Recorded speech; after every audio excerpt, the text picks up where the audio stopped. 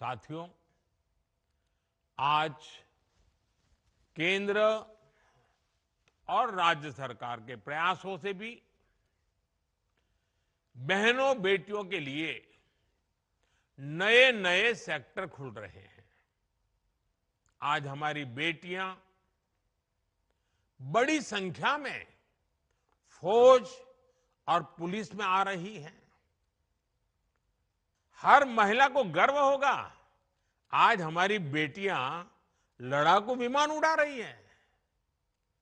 लेकिन साथियों, हमें वो दिन भी नहीं भूलने हैं जब बिहार में आरजेडी की सरकार थी, लालटेन का राज था। उस दौरान अराजकता और भ्रष्टाचार की सबसे ज्यादा मार मेरे बिहार की माताओं बहनों को, यहां की महिलाओं को ने ही झेली है। वो दिन जब बिहार की बड़ी बड़ी सड़कें टूटी फूटी होती थी, पुल पुलिया का नाम नहीं था, तब उससे सबसे ज्यादा तकलीफ किसको होती थी? जब ऐसी कठिनाइयां होती है ना, तो हम सब जानते हैं, इन सारी कठिनाइयों की सबसे पहली तकलीफ हमारी महिलाओं को उठानी पड़ती है, हमारी माताओं बहनों को उठानी पड़ती है।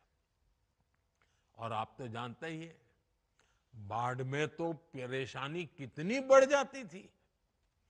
गर्भवती महिलाएं समय पर अस्पताल नहीं पहुंच पाती थी। गंभीर स्थिति होने पर उन्हें सही इलाज नहीं मिल पाता था। इन कठिन परिस्थितियों से आपको हमारी सरकार ने बाहर निकालने के लिए दिन रात काम किया है। हम चाहते हैं कि इन मुसीबतों से आप बाहर निकले, और बहुत एक मात्रा में हम आज उसको कर पाए हैं। डबल इंजन की सरकार आने के बाद आप तो देखते हैं, बिहार में सड़कें बनने लगी। हम आज भी बिहार में कनेक्टिविटी को बेहतर बनाने में जुटे हुए हैं। इससे बिहार की महिलाओं को बहुत सुविधा होनी शुरू हुई है। माता बहनों, इन दिनों बिहार में एक प्रदर्शनी लग रही है, और जो 30 साल से छोटी उम्र की माताएं बहनें हैं ना, मैं उनसे जरूर कहूंगा कि ये प्रदर्शनी आप जरूर देखें। मुझे जो बताया गया है कि इस प्रदर्शनी में पुराने अखबारों की सुर्खियां दिखाई जा रही है। हम जब उन्हें पढ़ते हैं, और 30 साल के छोटी उम्र के लोगों को तो पता ही नहीं होगा कि कितने बुरे हाल थे।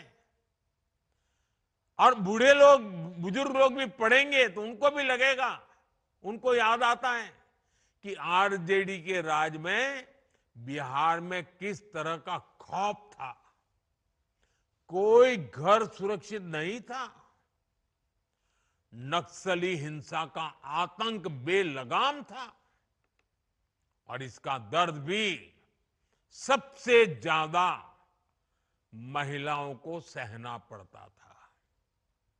गरीब से लेकर डॉक्टर और आईएएस परिवार तक आरजेडी नेताओं के अत्याचार से कोई नहीं बचा था। साथियों, आज जब नीतीश जी के नेतृत्व में कानून का राज लौटा है, तो सबसे ज्यादा राहत मेरी माताओं बहनों बेटियों ने, महिलाओं ने महसूस की है। आज बिहार की बेटियां बेखौफ होकर घर से निकलती हैं।